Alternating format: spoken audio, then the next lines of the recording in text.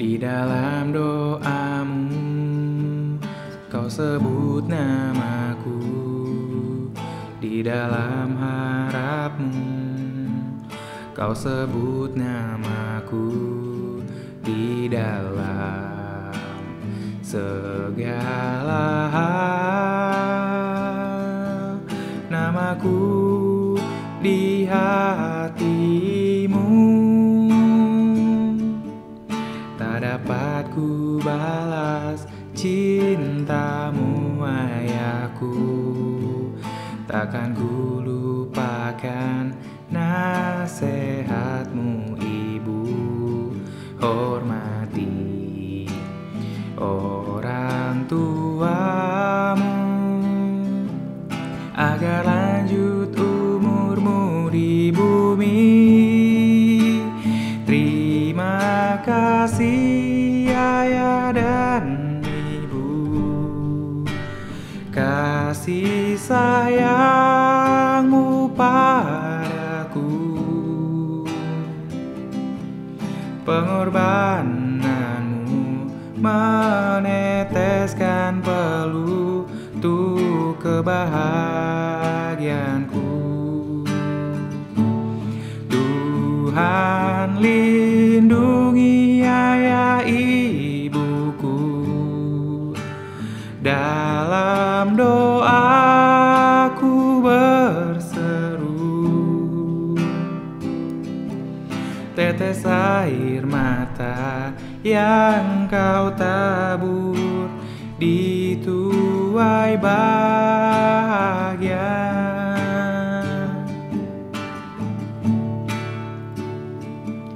tak dapat ku balas cintamu ayahku, takkan ku lupakan nasihatmu ibu. Hormati orang tuamu agar lanjut umurmu di bumi. Terima kasih ayah dan ibu, kasih sayangmu padaku, pengorbananmu meneteskan peluh untuk kebahagiaanku. Tuhan lindungi ayah ibuku, dalam doaku berseru. Tetes air mata yang kau tabur di tuai bahagia, tetes air mata yang kau tabur di tuai bahagia.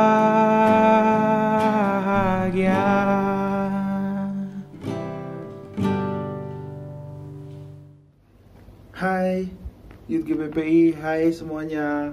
Senang masih bisa ketemu kalian. Semoga kalian semua dalam keadaan baik-baik saja ya. Terima kasih juga buat Bang Anan yang telah bawain puji-pujian kita hari ini. Terima kasih, semoga Tuhan selalu berkatin Bang Anan ya. Thank you. Sekarang kita mau masuk ke sharing kita. Kita mau buka dalam doa dulu ya. Mari kita bersatu dalam doa.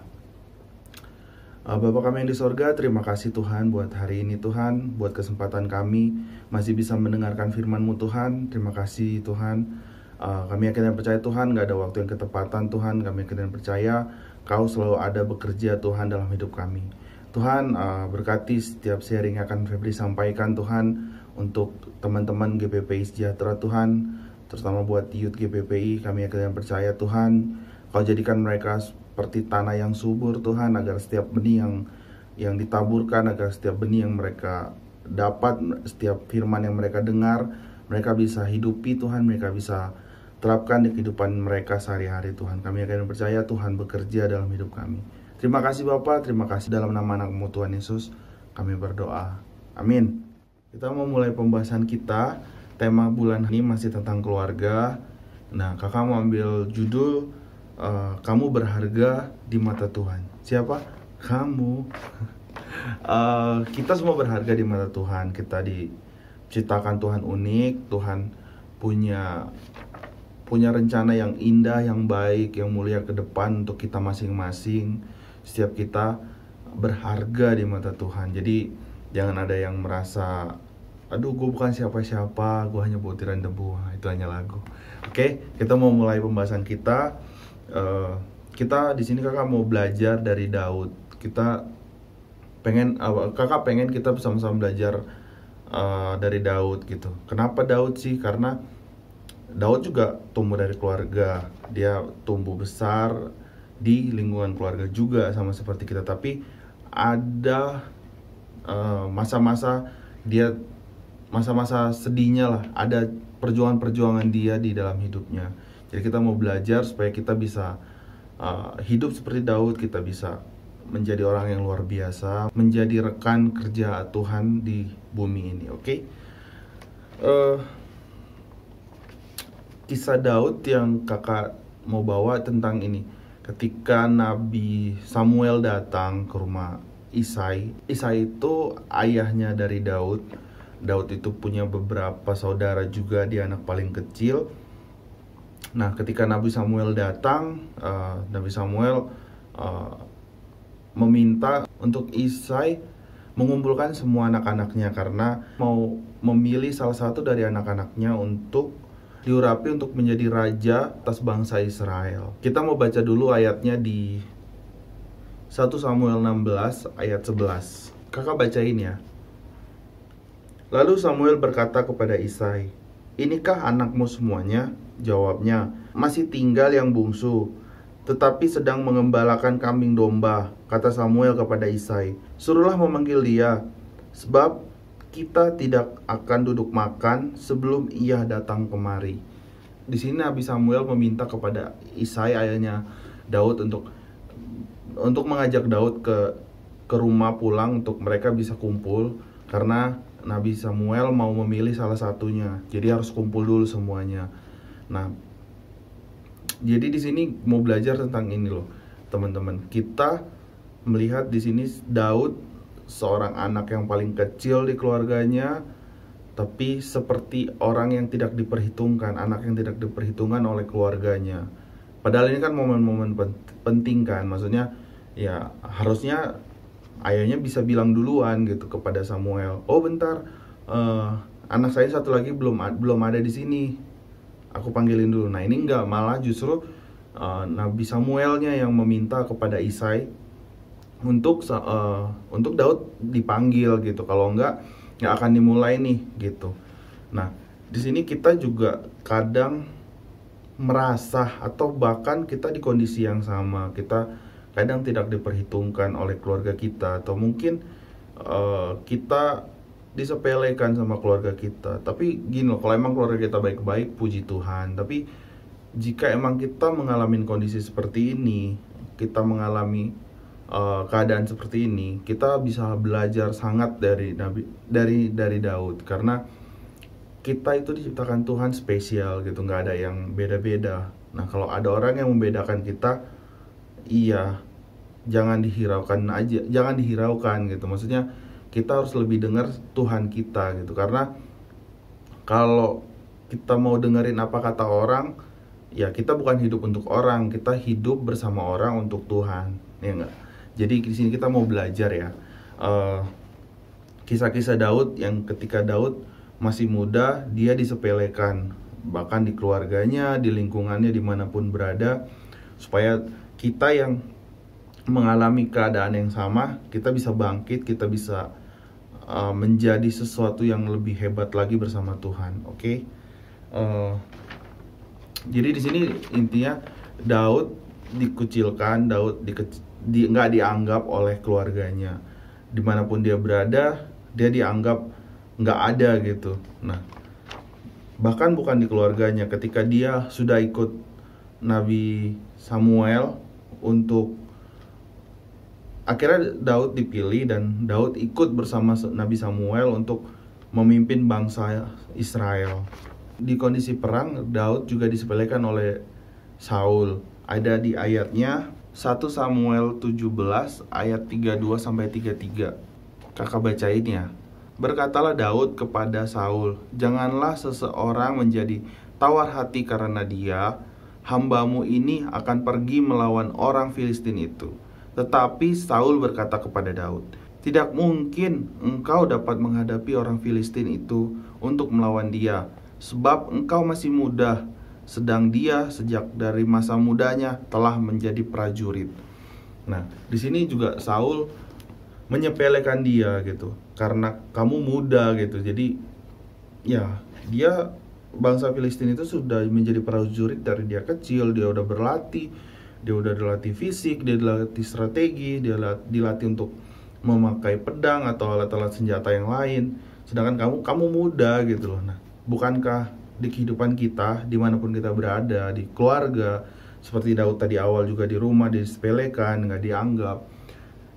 Bukankah kita juga di sekolah mungkin, di lingkungan kita, ya kamu masih muda, kamu nggak lebih tahu apa-apa. Mungkin orang-orang yang sering ngomong itu pasti orang yang lebih dewasa daripada kita.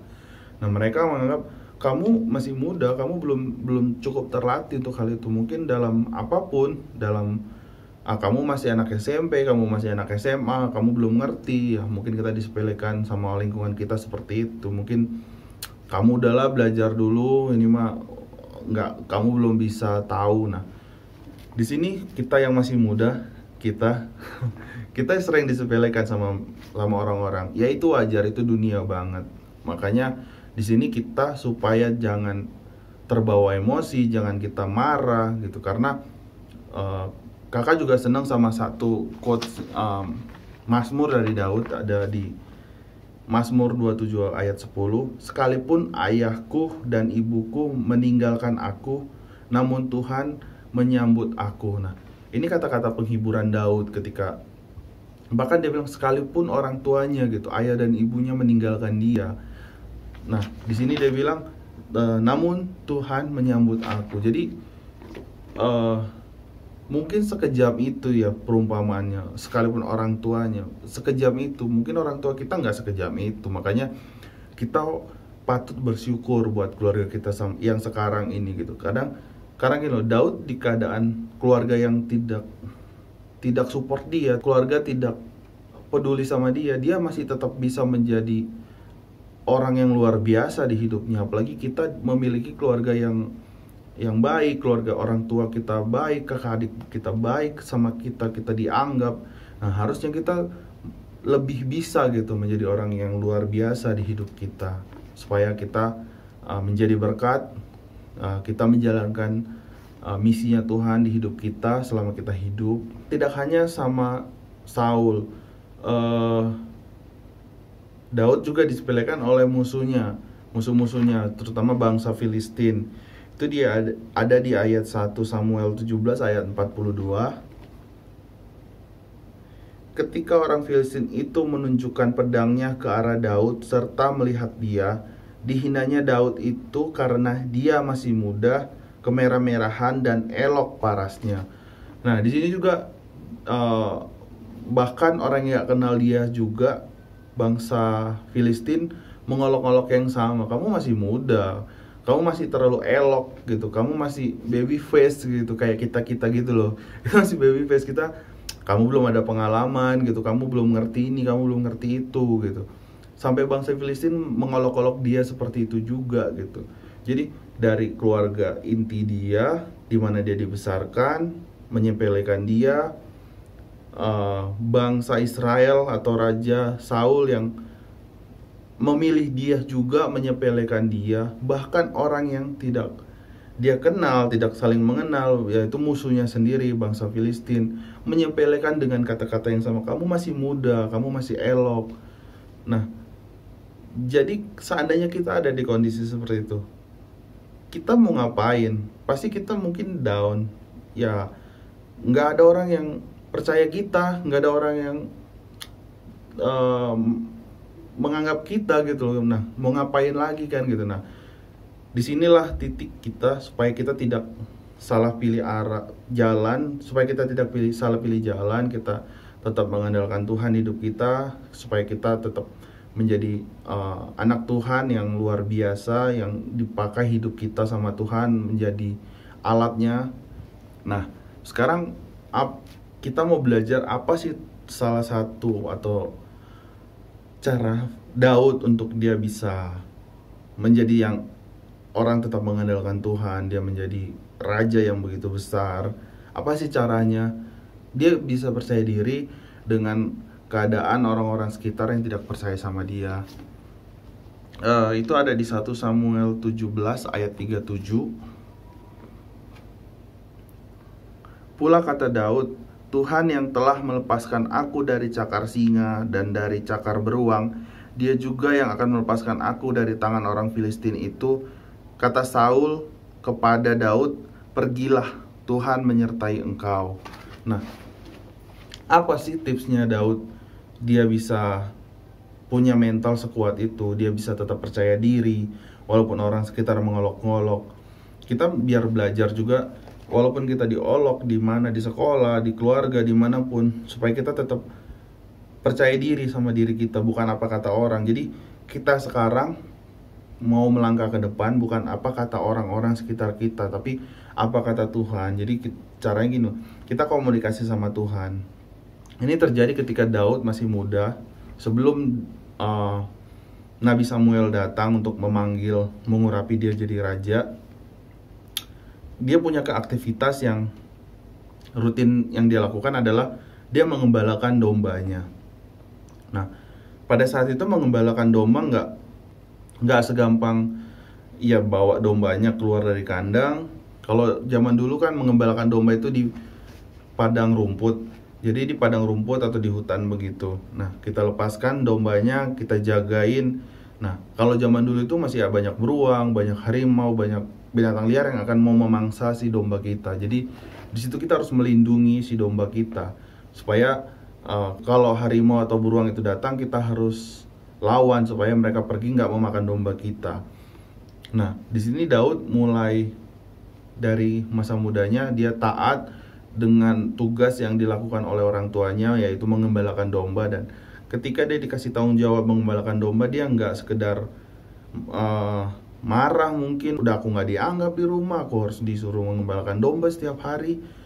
Ya dia nggak menggerutu gitu, tapi dia menikmati ketika dia mengembalakan domba, dia memuji-muji Tuhan di sambil menunggu domba tadi sampai kenyang, sampai dia bawa pulang lagi. Tapi di situ dia bersyukur, dia memuji Tuhan ketika ada musuh-musuh yang akan atau hewan-hewan liar yang akan mengambil dombanya, dia lawan. Nah, di sini dia mulai terlatih untuk menyelesaikan masalahnya. Mulai dari masalah domba tadi, 2-3 ekor domba yang dia gembalakan, dia lakukan dengan maksimal, dia lakukan dengan baik, sehingga domba itu yang dipercayakan, atau gini, masalah kecil kita yang kita selesaikan hari demi hari, karena setiap hari akan ada masalah-masalah baru. Kita belajarlah untuk tekun menyelesaikan masalah-masalah itu, untuk membereskannya. Karena ketika kita bisa bereskan masalah hari ini, masalah kecil-kecil yang ada di hari ini, besok ada masalah lagi, kita akan bisa menyelesaikannya. Walaupun pasti masalah itu levelnya naik. Nah, ketika kita berhasil menyelesaikannya, kita akan naik level lagi. Kita kayak main game lah gitu. Ketika kita membereskan permainan di level 1, kita tuntaskan semua, kita habisin semua musuhnya, kita naik ke level 2. Level 2 punya musuh yang berbeda lagi, punya kekuatan musuh yang berbeda. Tapi karena kita udah naik level, kita punya kekuatan yang lebih juga gitu, untuk kita bisa melawan musuh-musuh yang ada di level 2. Nah, begitu juga di kehidupan kita. Ketika kita malas, kita nggak mau, kita menghindar dari setiap masalah, udahlah nggak mau dengan masalah seperti itu, kita tinggalkan, kita pergi main, kita pergi, ya akhirnya numpuk masalah itu. Salah satu masalahnya mungkin kayak tugas sekolah. Udah terlalu capek sekolah online, tugasnya banyak, bla bla. Akhirnya kita malas untuk menyelesaikannya. Ya udah, akhirnya numpuk. Akhirnya apa? Nilai kita jelek. Coba kita tuntaskan. Kita udahlah, prioritas dulu. Prioritas apa? Ya kita sebagai pelajar, ya kita menyelesaikan tugas-tugas yang dikasih di sekolah. Setelah itu mau main ya main. Cuman kita harus punya waktu, kita harus kontrol waktu kita. Jangan sampai main kebablasan. Kita harus atur main berapa lama. Setelah mengerjakan tugas, main berapa lama. Kita harus sisipkan juga kebiasaan-kebiasaan baik di hidup kita. Contohnya gini, kalau kayak Daud di waktu-waktu senggangnya dia memuji Tuhan, dia merenungkan Tuhan. Nah, kita ngapain? Ya kita harus merenungkan Tuhan juga. Tapi gini loh, kita juga harus membuat aktivitas positif di hidup kita. Seperti kita baca buku. Harus membiasakan untuk membaca buku. Karena gini, sangat banyak yang kita bisa belajar dari buku. Karena buku itu adalah pengalaman-pengalaman orang. Nah, kita bisa belajar dari pengalaman orang itu, supaya kita bisa menghadapi masalah-masalah yang akan kita hadapin ke depan. Karena ya kita juga butuh Tuhan, sangat butuh Tuhan. Tapi Tuhan juga akan berikan hikmat kepada kita melalui buku-buku yang kita baca, melalui orang-orang yang kita temuin, kita ngobrol, kita sharing, kita bagi pengalaman sama dia. Yang penting lakukan setiap kegiatan positif di hidup kita, di sewaktu-waktu senggang kita, supaya masalah datang kita bisa bereskan, kita nggak kabur dari masalah itu, supaya kita menjadi orang yang kuat, kita menjadi anak Tuhan yang dipakai Tuhan luar biasa di hidup kita, supaya setiap keluarga kita bisa bantu nantinya, setiap teman-teman kita bisa bantu ngajarin pelajaran di mereka, supaya mereka juga bisa pintar gitu loh. Pokoknya pesan kakak untuk sharing yang sederhana ini, di sini kakak mau menyampaikan supaya kita jangan lari dari masalah. Di kondisi apapun kita ditempatkan Tuhan, kita nggak bisa memilih kita lahir di mana. Yang penting kita lahir di keluarga kita yang sekarang. Kalau keluarga kita baik-baik, puji Tuhan, tetap bersyukur, tetap memuji Tuhan, tetap melakukan kegiatan-kegiatan yang positif. Tapi kalau kita ada di kondisi-kondisi yang kita disepelekan, mungkin hal-hal kecil, tapi itu mungkin sangat sakit buat kita terlalu merasa, aduh kayaknya gue disepelekan masalah ini. Mungkin orang itu nggak niat, mungkin keluarga kita nggak niat menyepelekan, tapi kita aja yang merasa. Nah, apalagi seperti itu, kita harus benar-benar positive thinking, kita berpikir positif. Ya udah gitu, sekalipun mereka sepele, ya gue tunjukin aja gue bisa loh. Ya makanya kita juga harus punya hikmat untuk kita bisa melakukan apa yang Tuhan mau di hidup kita, supaya kita nggak lari sana lari sini. Kita tahu Tuhan mau apa sih di hidup kita. So, kalau sekarang ya mungkin kita masih belajar, ya kita lakukan, kita kasih nilai yang terbaik kepada diri kita dan kepada keluarga kita. Nah, ayat penutup dari kakak ada di 1 Korintus 2 ayat 5, berbunyi seperti ini. Supaya iman kamu jangan bergantung pada hikmat manusia, tetapi pada kekuatan Allah. Nah, di sini kita harus belajar untuk kita jangan mengandalkan manusia lagi. Ya, kita hidup bersosial, kita lahir di keluarga. Tapi kita nggak boleh 100% mengandalkan keluarga kita.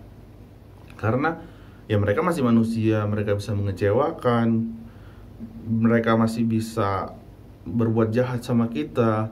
Terus jadi gimana? Kan kita hidup di keluarga. Ya, kita hidup bersama mereka, tapi kita harus memiliki iman kepada Tuhan, supaya Tuhan memberikan hikmat, kita mengandalkan Tuhan hari demi hari. Ada masalah, ngomong sama Tuhan, bawa dalam doa. Makanya jangan tinggalkan jam-jam doa kita. Kembali lagi kakak ngingetin, tetap bangun jam-jam doa kita, tetap adalah bersama Tuhan di jam-jam doa, di pagi hari, malam hari, atau pada saat kita lagi jengkel sama orang, ngomong aja sama Tuhan, Tuhan aku lagi jengkel sama dia, Tuhan aku lagi nggak suka, ampuni aku Tuhan, aku jahat sama dia. Ngomong aja sama Tuhan. Makanya supaya kita tahu gitu, supaya kita nggak tersesat, supaya kita nggak terbawa emosi. Karena percayalah Tuhan itu menyejukkan. Ketika kita mengeluh sama Tuhan, kita bukan jadi emosi, malah kita jadi mengasihi mereka. Makanya kata Tuhan, berdoalah untuk setiap musuhmu. Nah, kita harus mengasihi siapapun yang ada di sekitar kita. Jangan jadikan mereka alasan untuk kita menjadi marah. Nah, ada satu quote juga dari kakak seperti ini. Ketidakberdayaan adalah suatu situasi, tidak ada harapan adalah suatu keputusan. Jadi kalau kita ada di kondisi yang nggak enak, ya emang kondisinya seperti itu. Cuman gini, kita punya keputusan untuk kita punya harapan atau enggak. Kita bisa dilahirkan di keluarga yang nggak baik-baik aja mungkin, tapi itu kan kondisinya.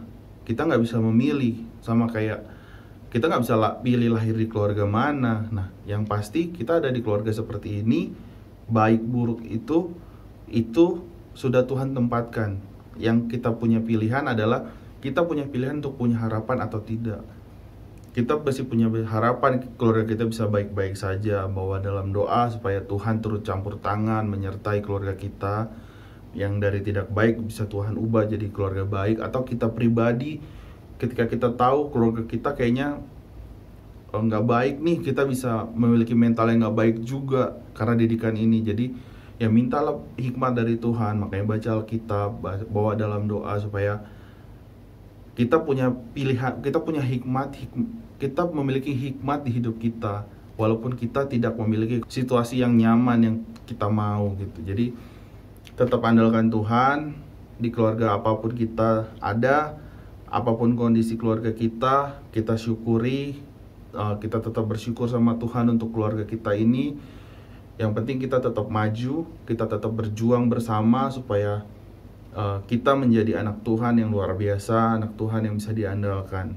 Oke, semoga sharing kakak, semoga cerita dari Daud bisa membawa kita untuk bersemangat lagi ke depan, supaya kita bisa berjalan bersama Tuhan, bersama keluarga kita yang takut akan Tuhan.